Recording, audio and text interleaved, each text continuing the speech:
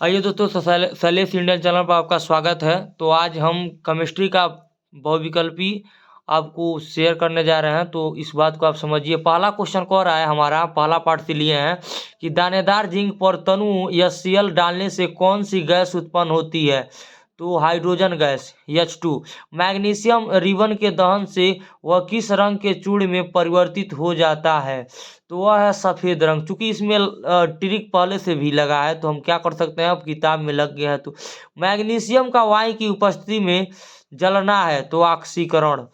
रासायनिक अभिक्रिया में भाग लेने वाले पदार्थों को कहते हैं अभिकारक कहते हैं। उत्क्रमणीय अभिक्रिया को किस चिन्ह से व्यक्त किया जाता है। तो ऐसे देखिए, यह उत्क्रमणी है, अनुत्क्रमणी को एक यहाँ पे है, अनुत्क्रमणी को ऐसे कर दर्शाते हैं और उत्क्रमणी को ऐसे। तो भौतिक परिवर्तन में बदलता है। तो क्या बदलता है, अणुओं की व्यवस्था, अणुओं की व्यवस्था। जिंक प्लस सल्फ्यूरिक अम्ल यानी H2SO4 से जब क्रिया कराते हैं तो क्या होता है, तो जिंक सल्फेट बनता है। जो यहाँ पे कल्पना वाला एक मानेंगे, यहाँ देख सकते हैं आप, यहाँ पे कल्पना वाला एक मानेंगे, कल्पना वाला एक, और यहाँ पे एक मान के यहाँ गिर देंगे तो यह हाइड्रोजन अलग हो जाएगा। तो हो जाएगा ZnSO4 और प्लस हाइड्रोजन अभिक्रिया उदाहरण। तो इसका उदाहरण देना है तो यह क्या है, प्रतिस्थापन अभिक्रिया है। निम्न में से ऊष्माशोषी अभिक्रिया है। तो आप समझ सकते हैं कौन ऊष्माशोषी अभिक्रिया है। तो हाइड्रोजन और आयोडीन, जो कि हाइड्रोजन आयोडाइड बनाता है, हाइड्रोजन और आयोडीन। तो आप समझते हैं रासायनिक अभिक्रिया के फलस्वरूप बनने वाले पदार्थ को कहते हैं तो उत्पाद कहते हैं, इंग्लिश में प्रोडक्ट कहते हैं। क्या कहते हैं, प्रोडक्ट। यानी कॉपर सल्फेट के विलयन में जिंक धातु का टुकड़ा डालने पर विलयन रंगहीन हो जाता है, यह अभिक्रिया है। तो यह विस्थापन है, यह क्या है, विस्थापन है। आप समझ सकते हैं। यहाँ आइए, द्रव्यमान के संक्षारण के अनुसार रासायनिक अभिक्रिया में किसका न तो निर्माण होता है और न ही विनाश। तो वह है द्रव्यमान, जिसे इंग्लिश में मास कहते हैं।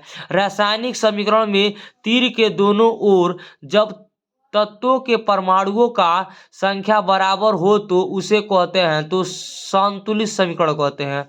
जब दो या दो से अधिक पदार्थ संयोग करके एकल उत्पाद बनाते हैं तो उसे कहते हैं तो संयोजन कहते हैं, संयोजन अभिक्रिया।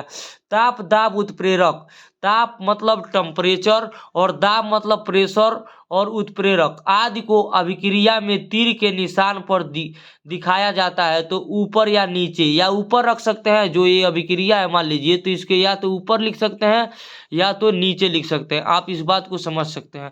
या सोडियम लिखना है तो ऊपर भी लिख सकते हैं या नीचे, लेकिन कोई एक, आप समझ सकते हैं इसको। तो यहाँ आइए, मेथेन CH4 और ऑक्सीजन दो भाग है। यहाँ पे अब क्रिया कराएंगे तो CO2 और पानी निकल जाएगा। आइए कैसे आप समझ सकते हैं। यहाँ पे दूधुनी, रुक जाइए आराम से, दूधुनी क्या है, 4 है, 4 गो ऑक्सीजन है। और देखिए तो 4 गो ऑक्सीजन है तो यहाँ C है तो दूधुनी 4 गो में से 2 गो O निकल जाएगा और इसको दे देगा तो C और O मिल के CO2 बना लेंगे। क्या बना लेगा, CO2। और आप समझ सकते हैं अब यहाँ पे केवल क्या बचा है कि 4 गो हाइड्रोजन बचा है। और तो इसको हाइड्रोजन 4 गो बचा है, 4 गो हाइड्रोजन, इसको लिखते हैं 2H2। और यहाँ पे 2 गो O निकल गया, 4 गो था, 4 गो ऑक्सीजन था तो 2 गो O निकल गया तो 2 गो बचा। तो यहाँ पे 2 है तो केवल O धर देंगे तो आप यहाँ पे पानी बना लेगा। इस बात को आप समझ सकते हैं। तो आइए यहाँ पे देखिए, यहाँ कह रहा है कि C6H12O6 यानी ग्लूकोज को ऑक्सीजन और जल से क्रिया कराने पर 6 भाग ऑक्सीजन बनेगा, CO2 प्लस 12H2O और प्लस ऊर्जा। इस समय अभिक्रिया का विशेष मान्य क्या है पूछ रहा है यहाँ पे। तो हम पूरा भी अगर डिटेल पढ़ना है तो हम डिटेल भी बनाएंगे, जो कि नोट्स में आपको खूब बेहतरीन तरीके से बताएंगे। यहाँ वो वैकल्पिक टाइमिंग ज़्यादा लगी, हाली समझा दे रहे हैं। तो क्या होगा, तो यहाँ श्वसन होगा।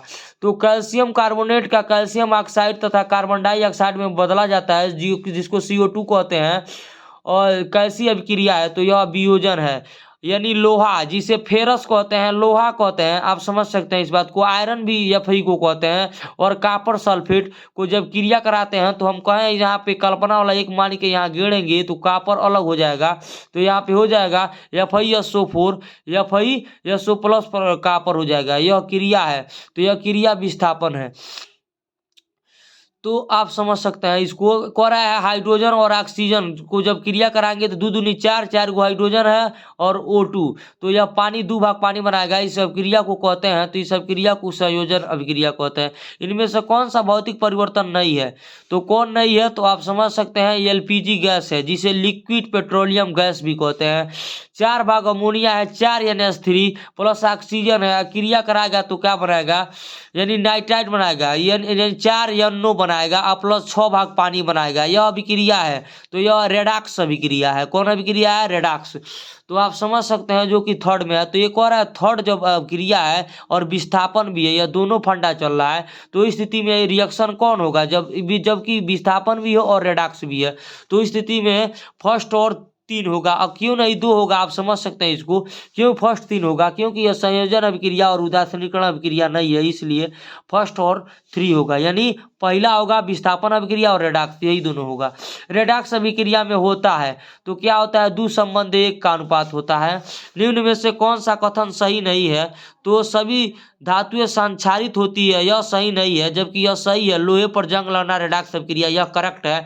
जंग का सूत्र होता है फेरस, यानी Fe2O3, समझ सकते हैं आप, जिसे फेरिक ऑक्साइड भी कहते हैं, और XH2O, यही है। तो यह भी सही है। लोहे के संक्षारक को जंग कहते हैं, ये भी सही है। तो आप यह कौन है, यह कौन गलत है, तो आप समझ सकते हैं यह कौन है, ए। निम्न में से सही कथन नहीं है, यह ए रॉन्ग है। संक्षारक के विषम में निम्न में से कौन सा कथन असत्य है, तो संक्षारक धातुओं के लिए हानिकारक नहीं है, यही असत्य है, बाकी सब सत्य है। इधर आ जाइए। ये अपचयित हो जाते हैं, तो किससे अपचयित हो जाते हैं आप, ये तो अपचयित ये डायरेक्ट यहाँ आइए, आप समझ सकते हैं। खाद्य सामग्री को विकृत गंधिता से बचाने के लिए कौन सी गैस का उपयोग होता है, नाइट्रोजन। लेड नाइट्रेट का रासायनिक सूत्र है, लेड मतलब होता है सीसा, जिसे Pb से लिखते हैं, तो इसलिए PbNO3 का होल ट्वाइस हो जाएगा टोटल। Pb तो सब में दिया है, चूतिया बनाया गया है। श्वेत श्याम फोटोग्राफी में प्रयुक्त होती है AgCl, जिसे सिल्वर क्लोराइड कहते हैं। यहाँ देखिए, जब लिटमस विलयन न तो अम्लीय होता है और न ही क्षारकीय, तब यह कौन से रंग का होता है, तो बैंगनी रंग का होता है। विलयन में किस आयन के निर्माण के कारण पदार्थ की प्रकृति अम्लीय होती है, तो हाइड्रोजन आयन, H+ आयन।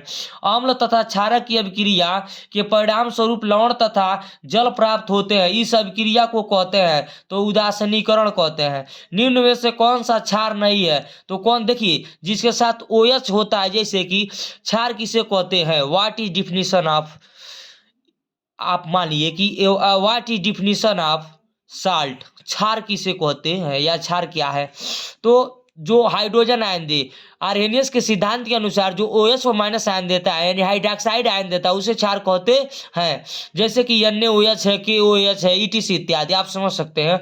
तो अम्ल तथा क्षारक की अभिक्रिया के परिणाम स्वरूप लवण तथा जल प्राप्त होते हैं, अभिक्रिया को कहते हैं, तो इसे कहते हैं उदासीनीकरण।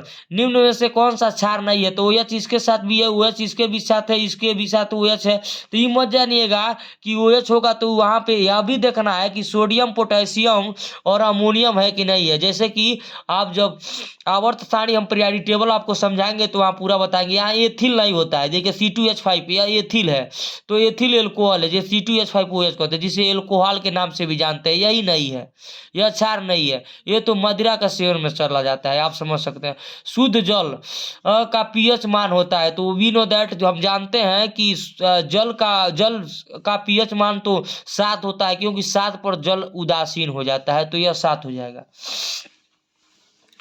हाइड्रोक्लोरिक अम्ल के जलीय विलयन में उपस्थित है, तो क्या है, हाइड्रोनियम ऑक्साइड, यानी H3O और Cl पर माइनस, यानी क्लोरीन।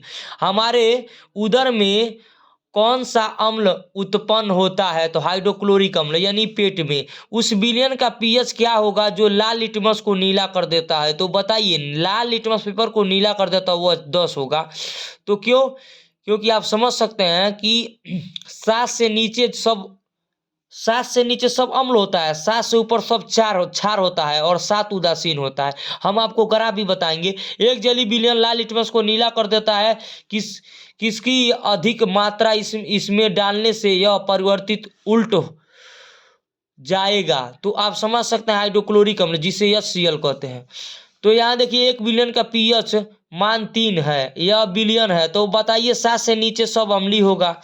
दांत साफ, दांत साफ करने के लिए प्रायः टूथपेस्ट की प्रकृति होती है, क्षारी होती है। दांतों के इनैमल जिसे दंत वक्ल कोष्ठक में माने इसका अर्थ होगा, इनैमल का अर्थ होगा दंत वक्ल। तो दांतों के इनैमल में कौन सा पदार्थ होता है? तो कैल्शियम फास्फेट। सिट्रिक अम्ल पाया जाता है तो संतरे में। क्षारी विलयन का पीएच है तो 7 से ऊपर होगा बाबू। तो 7 से ये भी नहीं है, ये भी नहीं है, तो 7 से अधिक यही होगा। मैथेनोइक अम्ल पाया जाता है तो चींटी के डंक में पाया जाता है। ऑक्जैलिक अम्ल पाया जाता है तो टमाटर में। निम्न में से सोडियम हाइड्रोजन कार्बोनेट किसका रासायनिक नाम है? तो बेकिंग सोडा का। क्यों? क्योंकि बेकिंग सोडा का नाम है सोडियम हाइड्रोजन कार्बोनेट, जिसे यह नाम है, देखिए Na2HCO3 सोडियम बाइकार्बोनेट। किसका जलीय विलयन सफेदी के लिए उपयोग होता है? तो कैल्शियम कार्बोनेट का CaCO3। निम्न में से कौन सी धातु अम्ल से हाइड्रोजन विस्थापित करती है? तो वो है मैग्नीशियम। आप समझ सकते हैं इसको। उपधातु है तो उपधातु कौन है? एंटीमनी। एंटीमनी जिसे Sb से लिखते हैं। किससे लिखते हैं? Sb से। मिश्र धातु है पीतल। धातुओं के ऑक्साइड होते हैं क्षारी। हाइड्रोजन है क्या है भाव? उपधातु। अधातु। धातु जो सामान्य ताप पर द्रव अवस्था में पाई जाती है तो है पारा। कौन सी अधातु विद्युत की सुचालक होती है? तो है ग्रेफाइट। एंटीमनी एक उपधातु है Sb। कृत्रिम सोना है। कृत्रिम सोना क्या है? तो मिश्र धातु है, क्योंकि सोने में 2-3 धातुएं मिलाकर उसे बनाई जाती है। अधातुओं के ऑक्साइड होते हैं अम्लीय, जिनमें धातु और अधातु दोनों के गुण होते हैं, कहलाते हैं उपधातु। धातु वे होते हैं जो क्या होते हैं? तो धनायन बनाने की प्रवृत्ति होती है। धातु में धनायन बनाने की प्रवृत्ति होती है। आप समझ सकते हैं जैसे कॉपर है, लोहा है, मैग्नीशियम है, Mg है, ETC इत्यादि। लौहों के वैद्युत अपघटन से धातु किस इलेक्ट्रोड पर मुक्त होते हैं? तो कैथोड पर। अम्लगम होते हैं तो मिश्र धातु होते हैं। कांसा में पाया जाता है तो कॉपर और यशियन जिसे टीन कहते हैं। कौन सी अधातु द्रव अवस्था में होती है? तो वो होता है कौन? अब आप इसमें समझ सकते हैं बिल्कुल आसान तरीके से कि कौन सी अधातु कह रहा है। तो अधातु द्रव अवस्था में होती है तो कार्बन तो होता नहीं है, बोरान तो होता नहीं है, और हाइड्रोजन तो गैस है। तो अधातु ये पूछ रहा है तो हाइड्रोजन होगा, जाहिर सी बात है। क्या हो जाएगा? हाइड्रोजन। निम्न में से कौन सी धातु, देखिए जितना गैस है सब अधातु है बाबू, जितना गैस है सब अधातु की श्रेणी में चला जाएगा। निम्न में से कौन सी धातु जल के साथ सामान्य ताप पर ही अभिक्रिया कर लेती है? ये बहुत इंपॉर्टेंट है, वो है सोडियम। जर्मन सिल्वर में कौन सी धातु नहीं होती है? तो देखिए यह इसमें केवल Ag नहीं होता है, निकिल भी होता है, जिंक भी होता है, कॉपर भी होता है। मुद्रा है, मुद्रा पैसा कपड़े के बनल है भैया, Cu। जस्ता धातु हाइड्रोक्लोरिक अम्ल से क्रिया करके कौन सी गैस निष्कासित करती है? तो है हाइड्रोजन गैस। धातुओं को पीट कर पतली चादर बनाई जा सकती है। इस गुण को क्या कहते हैं? तो इस गुण को कहते हैं, देखिए धातुओं को पीट कर जब कहे तो कठोरता हो जाएगा, ये गलत हो जाएगा। क्यों?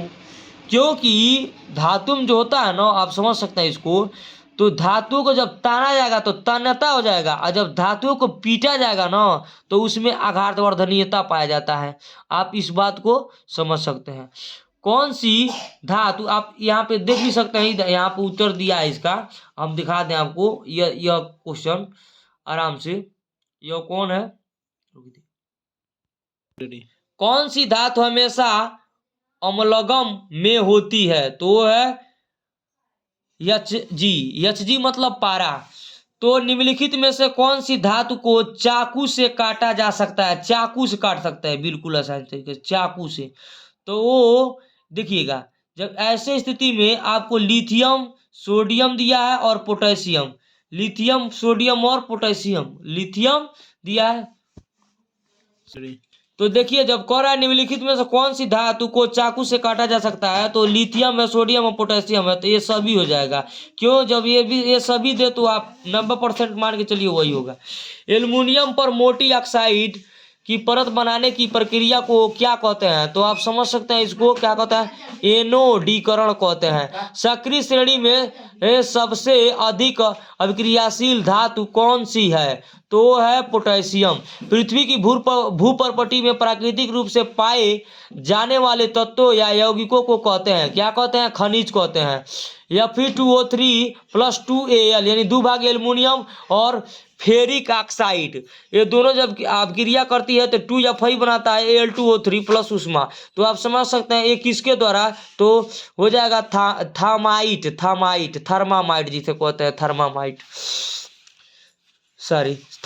शुद्ध सोना कितने कैरेट का होता है? तो आप समझ सकते हैं यह 24 कैरेट का होता है। 22 कैरेट सोने में तांबा या चांदी ये कितने भाग में उपस्थित होता है? तो 2। सीसा एवं टीन की मिश्र धातु को क्या कहते हैं? तो सोल्डर कहते हैं। यदि कोई भी धातु पारद है तो इसके मिश्र धातु को क्या क्या कहते हैं? तो अम्लगम कहते हैं। धातुएं प्रायः कौन सा गुण प्रदर्शित नहीं करती? तो धूसरता नहीं प्रदर्शित करती है। कौन सी धातु ठंडे या गर्म जल से क्रिया नहीं करती? तो है फेरस, जिसे लोहा कहते हैं।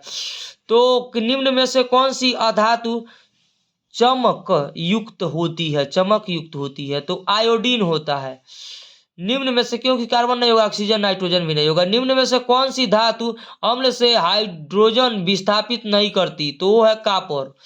निम्न में से तत्व XYZ इलेक्ट्रॉनिक विन्यास X-2 8 दिया है, Y-2, तो माइनस नहीं है, इसी को माइनस लोग पढ़ते हैं, लिखे X-2 तो हम जाने था, अभी कह देंगे कि X-2। यहाँ ये X डैश दिया है 2 और ये कामा दे के 8 दिया है, Y डैश दिया है 2 और 8 दिया है, फिर 7 दिया है, फिर Z दिया है और डैश दे के 2 दिया है और 8 कामा 2। इनमें से कौन सा सही है?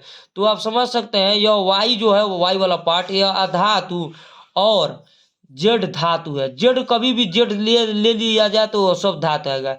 आप इस बात को क्या कीजिए, समझिए। यहाँ पे समझ सकते हैं क्यों अधातु है, क्योंकि 8 पर ऑक्सीजन 8 पे आता है, तो ऑक्सीजन गैस है, तो उसी तरह धातु है। हीलियम क्या है? हीलियम आप समझ सकते हैं, हाइड्रोजन हीलियम में देखिए, हाइड्रोजन सब वहां से आएंगे पार्ट, तो हाइड्रोजन ये सब क्लोरीन सब गैस हो जाएगा। देखिए आखिरी गैस जो है ना, हीलियम, नियान, क्रिप्टॉन, जेरान, रेडान, ये सब अक्री गैस है, तो आप समझ सकते हैं। तो उसमें यहाँ पे आ जाएगा तो अधातु और जेड धातु हो जाएगा। यस दलेपन में किस धातु की परत चढ़ाई जाती है? तो वो है जिंक। धातुओं को पतली तार के रूप में खींचने की क्षमता को कहते हैं तन्यता। तानेंगे तो तन्यता। पाइराइट अयस्क को वायु में गर्म करके सल्फर को दूर करने की क्रिया को कहते हैं, क्या कहते हैं? भर्जन कहते हैं। निम्न में से कौन सा तत्व तनु अम्ल के साथ संयोग करके हाइड्रोजन गैस निकलता है? तो वो है जिंक। निम्न में से कौन सा तत्व धात्विक है? तो वो है लिथियम। कौन सा कार्बनिक यौगिक असंतृप्त यौगिक है? तो वो है एथिलीन। संतृप्त हाइड्रोकार्बन में नहीं होता है, तो क्या है? C डबल बॉन्ड C, जिसे इन के नाम से जानते हैं। ये वो कार्बन रहेगा तो N हो जाएगा, डबल रहेगा तो इन, और 3 गो रहेगा तो आइन हो जाएगा। ब्यूटेन का रासायनिक सूत्र क्या है? तो है C4H10। तो इसे क्या पढ़ेंगे कि मेथ एथ प्रोप ब्यूट, तो हो जाएगा ब्यूटेन। क्या हो जाएगा? ब्यूटेन। बेंजीन का आणविक सूत्र क्या है? तो ये क्या है? बेंजीन का फार्मूला होता है C6H6। आइए समझ लेते हैं। ए है बेंजीन, आप समझ सकते हैं, यहाँ पे सी, यहाँ पे सी, यहाँ पे सी, यहाँ पे सी, यहाँ पे सी, यहाँ पे सी। तो देखिए 3 3 6, यही में एच एच होता है, एच एच। तो ये पूरा गिनेंगे तो C6H6 निकलेगा, जो बेंजीन का सूत्र होता है। एसिटिक अम्ल के कितने प्रतिशत विलयन को सिरका कहा जाता है? तो 3 से 4%। कार्बनिक यौगिक की अधिक संख्या होने का कारण है? तो आप समझ सकते हैं यह क्या है, कार्बन परमाणुओं के आपस में जुड़कर श्रृंखलाएं बनाने की क्षमता। प्रयोगशाला में सर्वप्रथम बनने वाले कार्बनिक यौगिक का नाम है? तो है यूरिया। कार्बनिक यौगिकों का मुख्य स्रोत कोल, तार तथा पेट्रोलियम। सजातीय श्रेणी का प्रमुख लक्षण है? तो क्या है, यौगिक के अभिक्रियात्मक समूह का समान होना। निम्नलिखित में सजातीय युग्म है? तो क्या है, तो ये देखिए CHO है, फॉर्मल्डिहाइड और एसिटिक अम्ल है, CH3CHO नहीं, सॉरी एसिटिक अम्ल नहीं है, तो आप समझ सकते हैं एसिटल्डिहाइड है, एसिटल्डिहाइड CH3CHO। सजातीय श्रेणी के उत्तरोत्तर यौगिक में अंतर है? तो CH2 का अंतर होता है। एल्कोहल श्रेणी के तीसरे सदस्य का अणुसूत्र है? तो C3H7OH है। किस एक ही समजातीय श्रेणी के क्रमिक सदस्य कितने द्रव्यमान से अलग होते हैं? तो वो है 14U। निम्नलिखित में एल्कीन का सूत्र है? तो C4H8। क्यों? मेथ एथ प्रोप ब्यूट। तो आप समझ सकते हैं ब्यूटेन हो जाएगा। यहाँ देखिए इसी को एल्कीन का सूत्र भी कहते हैं। क्यों? अभी अभी तुरंत हम बता रहे हैं आपको कि अभी डिटेल हम पढ़ाएंगे तो उसमें बताएंगे कि निम्नलिखित में एल्काइन का सूत्र है? तो यह है C3H4। कार्बनिक यौगिक अकार्बनिक यौगिक की तुलना में इनका क्वथनांक व गलनांक अपेक्षाकृत कम होता है।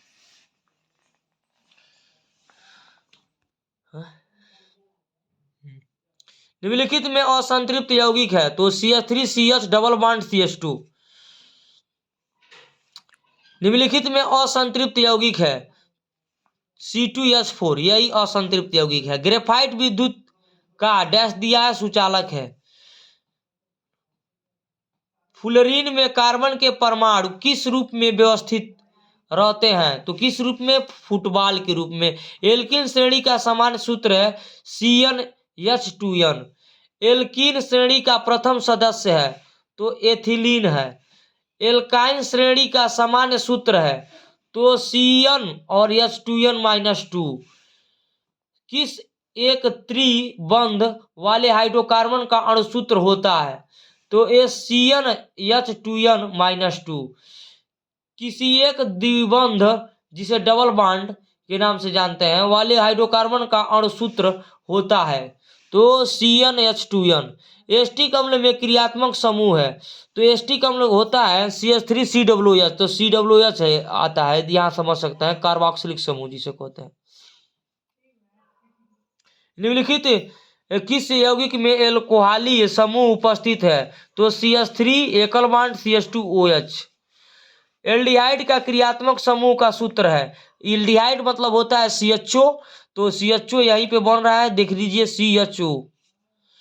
एल्कीन का प्रकार्यात्मक समूह है? एल्कीन, एल्कीन का मतलब होता है, देखिए एल्कीन समूह है एक। एल्कीन क्या है? समूह है। जैसे कि RX, जिसमें R को कहते हैं एल्कीन, X को कहते हैं हाइलाइट। X के जगह पर क्या जाएगा? Chlorine, bromine, iodine, एस्टाइटिन।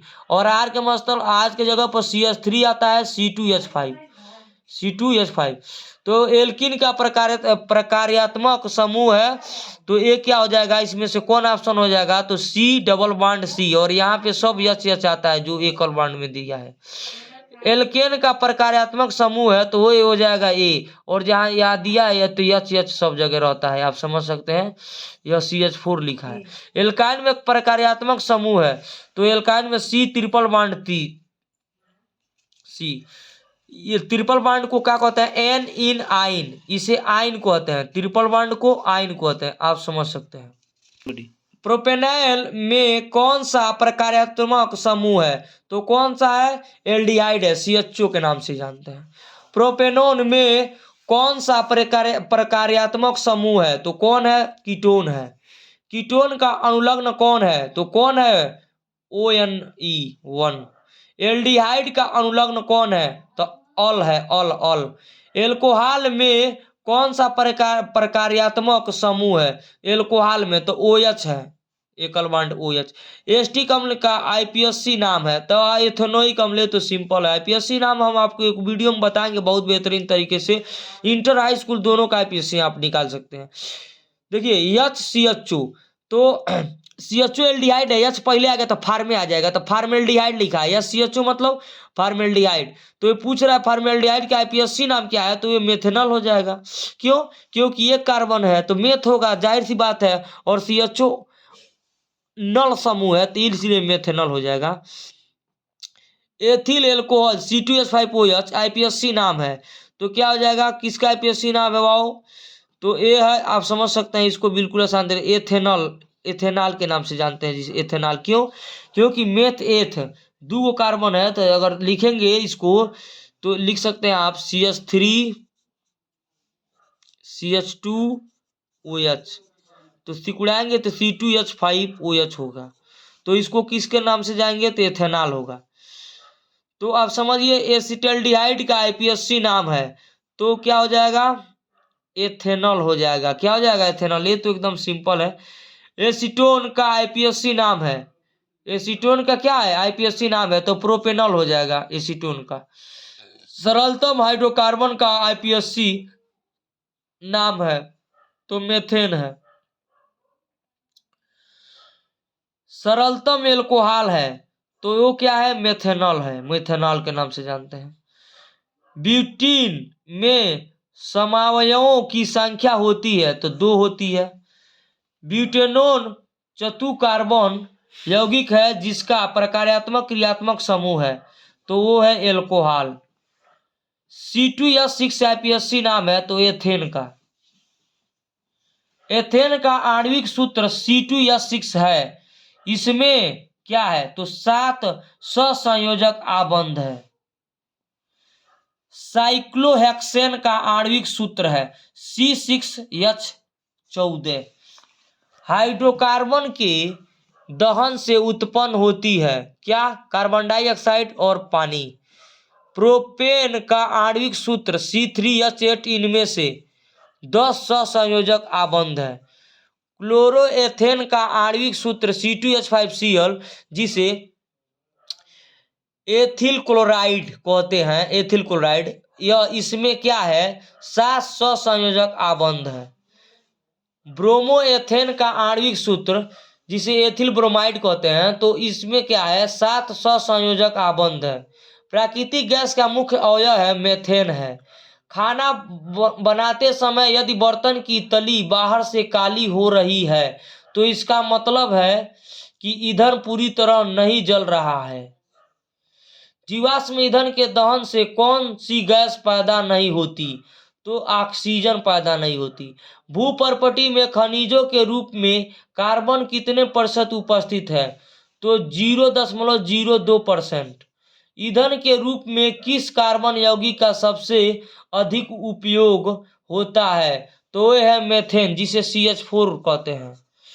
कीटोन में समूह उपस्थित होता है, तो C डबल बॉन्ड O, इसे ही कीटोन कहते हैं। एथेनोइक अम्ल का अणुसूत्र है एथेनाइक, तो आप समझ सकते हैं एथेनाइक मतलब 1 कार्बन 2 कार्बन, तो एथ हो जाएगा। और COOH आप समझ सकते हैं इसे, यह एथेन तो हो गया, लेकिन यह ओइक है, ओइक, लेकिन लिखाता है आइक में।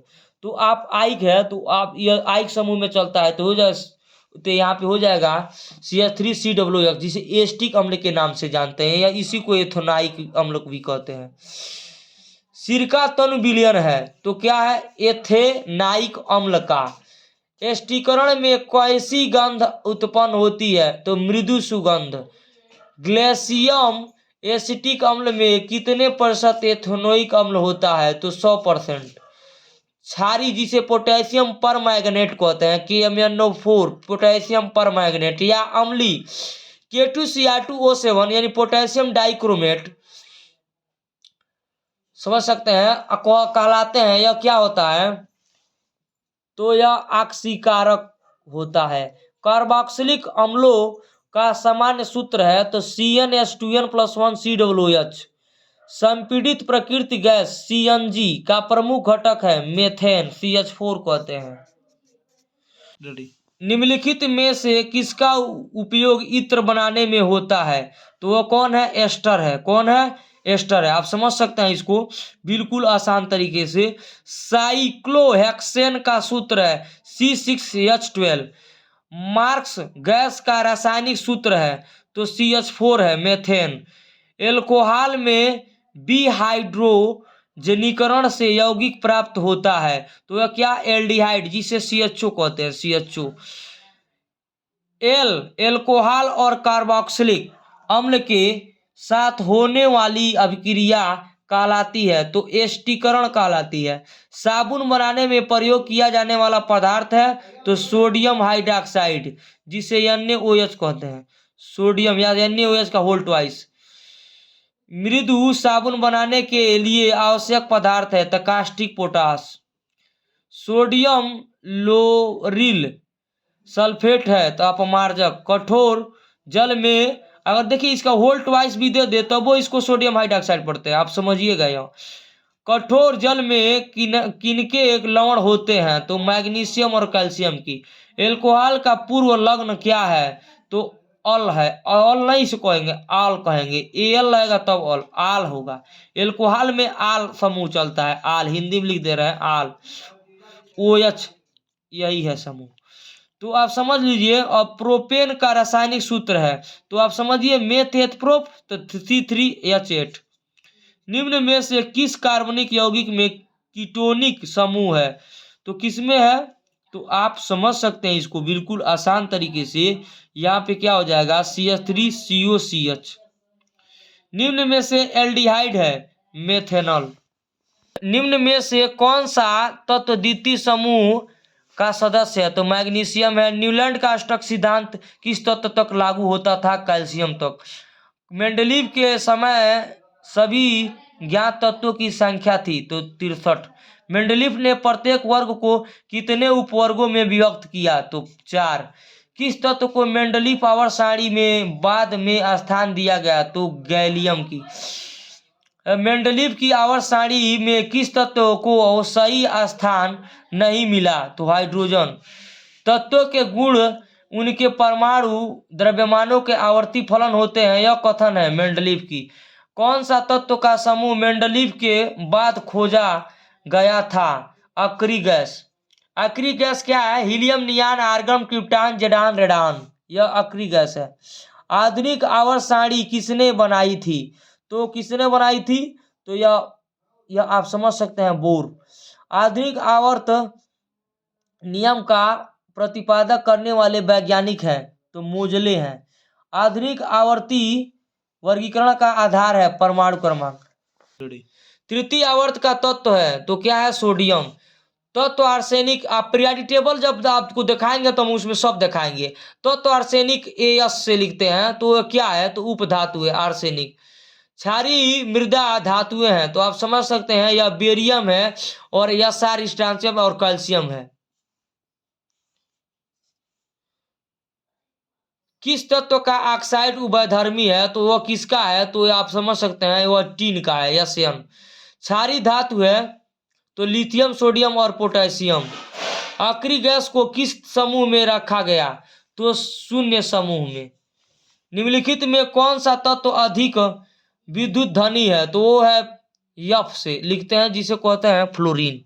Fluorine, chlorine, fluorine, chlorine, bromine, iodine. Fluorine, chlorine, bromine, iodine को क्या कहते हैं, तो हाइड्रोजन परिवार है बाबू। परमाणु क्रमांक 17 वाले तत्वों का आवर्त सारणी में स्थान है, तो आप बिल्कुल आसान तरीके से इसको देख के पीरियोडिक टेबल से पहचान सकते हैं। यह आवर्त 3 वर्ग 17 में है। यदि कोई तत्व 5वें समूह का है तो हाइड्रोजन के प्रति उसकी संयोजकता है, तो उसकी संयोजकता कितनी है, तो आप बिल्कुल आसान तरीके से, उसकी संयोजकता 3 है। आप देख सकते हैं यहाँ पे ऑप्शन हम हाईलाइट करना इतनी कर दिए हैं थोड़ा सा। तो दीर्घाकार आवर्त सारणी में वर्गों की कुल संख्या है तो कितनी है, 18 है। निरूपक तत्व है तो कौन है, सोडियम है। तो निम्न में कौन अधिक विद्युत ऋणात्मक तत्व है, तो कौन है, यफ है, फ्लोरीन। तत्व जो क्षारीय ऑक्साइड बनाता है का परमाणु क्रमांक है, तो 19 है। समूह में ऊपर से नीचे जाने पर परमाणु का आकार कैसे प्रभावित होता है, तो ऊपर से नीचे जाएंगे तो बढ़ेगा, लेकिन बाएं से दाएं जाएंगे तो घटेगा। इस बात को आप ध्यान रखिएगा। यल कोश में इलेक्ट्रॉनों की अधिकतम संख्या है तो कितनी है, 8। पहले आवर्त में कितने कितने तत्व होते हैं, तो 2 होते हैं पहले आवर्त में। हाइड्रोजन उधर जाएंगे तो मिलेगा आपको हीलियम। तो पहले आवर्त में कितने तत्व होते हैं, 2। तो परमाणु क्रमांक 57 से 71 वाले तत्वों को कौन सी श्रेणी का मानते हैं, तो कौन से, लैंथेनाइट। धातुओं और अधातुओं के बीच गुणधर्म कितने होते हैं, तो कितने होते हैं, उपधातु। हैलोजन तत्वों के वर्गों में रासायनिक क्रियाशीलता कहाँ से कहाँ तक कम होती है, तो फ्लोरीन से आयोडीन। किस तत्व का परमाणु क्रमांक 15 है, तो वह होगा, अधातु होगा। क्यों, क्योंकि 15 आप जानबे करते हैं भाई, 15 पर जाहिर सी बात है कि आप जानते हैं, वी नो दैट, हम जानते हैं कि जब सल्फर का 16 होता है तो ऑक्सीजन का तो होता है भाई 8। इसका परमाणु क्रमांक इस वाले तत्व में नहीं जाएगा वो, ठीक है। तो आप समझ सकते हैं, यानी सल्फर गंधक तो 16 हो जाता है। और आप इस बात को समझिए कि मान लीजिए इसमें पूछ दे आपसे कि आप कोई भी क्वेश्चन पूछे कि आप यही बता दिए कि किस तत्व का परमाणु क्रमांक 15 है। अब यह नहीं जानेंगे कि hydrogen, helium, lithium, beryllium, boron ऐसे पढ़ेंगे तो नहीं काम चलेगा। अब कहे कार्बन, ऑक्सीजन, नाइट्रोजन, ऑक्सीजन, देखिए 30 तत्व लगातार बता सकते हैं यहाँ पे। Hydrogen, helium, lithium, beryllium, boron, carbon, nitrogen, nitrogen के बाद आपका ऑक्सीजन, और उसके बाद से ऑक्सीजन हो गया, उसके बाद हो जाएगा फ्लोरीन, और उसके बाद से नियान 10 हो जाएगा, सोडियम 11 हो जाएगा, पोटेशियम 12 हो जाएगा, मैग्नीशियम 13 हो जाएगा, सिलिकॉन 14 हो जाएगा, फास्फोरस 15 हो जाएगा। तो वह तत्व कौन हो जाएगा, फास्फोरस। आप समझ सकते हैं। तो कोई भी पूछे आप 30 तक तैयार कर लीजिए। किसी तत्व का परमाणु क्रमांक 15 वो तो वह होगा, तो क्या हो जाएगा, अधातु हो जाएगा। तीसरे आवर्त में तत्वों की कुल संख्या है तो क्या है, 8 है। निम्नलिखित इलेक्ट्रॉनिक विन्यास में से कौन सा धात्विक है, तो 281। एक तत्व का इलेक्ट्रॉनिक विन्यास 2881 है, इसके लिए कौन सा कथन सही नहीं है, तो कौन सही नहीं है, तो यह समूह फर्स्ट में उपस्थित है, यही सही नहीं है। कौन सा तत्व उपधातु नहीं है, तो क्या नहीं है, मैग्नीशियम नहीं है। एक तत्व यम 13वें समूह में है, इस तत्व के क्लोराइड का सूत्र है, तो क्या है, MCl3। दूसरे आवर्त का सबसे बड़ा परमाणु है तो लिथियम। सबसे अधिक विद्युत ऋणात्मक तत्व किस समूह में होते हैं, तो 17। समूह 4 के तत्वों द्वारा जो ऑक्साइड बनता है उसका मेंडलीफ के द्वारा दिया गया ऑक्साइड का सूत्र है, तो RO2, R को एल्किल कहते हैं, जहाँ CH3, C2H5 आता है। हाइड्रोजन अपने गुणों में किन समूहों के तत्वों से मिलता जुलता है, तो फर्स्ट और 17। यम कोश में इलेक्ट्रॉनों की अधिकतम संख्या होती है तो 18। निम्नलिखित तत्वों में से किस तत्व इलेक्ट्रॉन त्याग और ग्रहण की प्रवृत्ति सबसे अधिक है, तो पोटेशियम में। सल्फर डाइऑक्साइड जिसे SO2 कहते हैं, सल्फर डाइऑक्साइड का जलीय विलयन है तो आप समझ सकते हैं अम्लीय। नियान है क्या है, अक्रिय गैस। यूरेनियम है तो यूरेनियम क्या है, रेडियोएक्टिव तत्व है। विकर्ण संबंध रखने वाले तत्व हैं तो लिथियम तथा मैग्नीशियम। जय हिंद, जय भारत।